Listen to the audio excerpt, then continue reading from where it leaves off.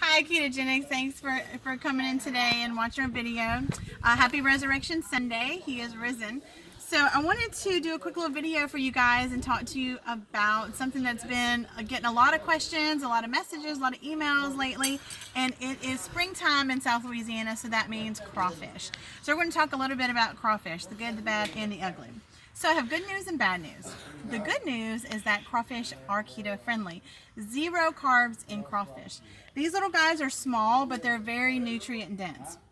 So 5 ounces of crawfish is about 25 grams of protein. So that is something that you need to keep in mind, even though it's 0 carbs. But besides the protein and the carb count, they contain a lot of potassium, so that's really good for your electrolyte levels.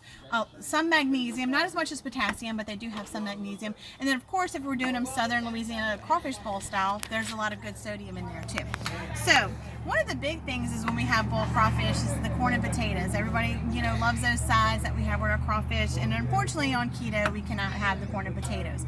So some substitutions that we like to do in our family, even before we started following a ketogenic diet, we did some of these. So we like to put fresh okra in our crawfish bowl, and fresh okra is really, really good. Has a little bit of a higher carb count, but not as much as some of the other vegetables.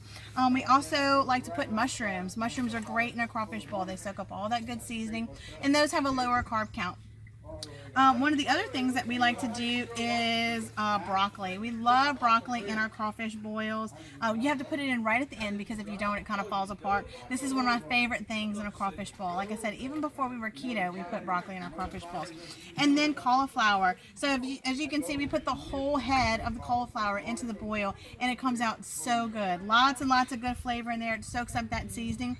So eat to your heart's content on the crawfish boils. Don't feel guilty about it. It is keto friendly. You want to watch the sides and make sure you're not upping up too many carbs with those side dishes. So stay away from the corn and potatoes and have some other options: okra, mushrooms, broccoli, cauliflower. Also, don't forget to put the sausage, or we like to use a little cocktail weenies in our crawfish boils. And I hope you guys have a happy Easter. Thanks. See you again.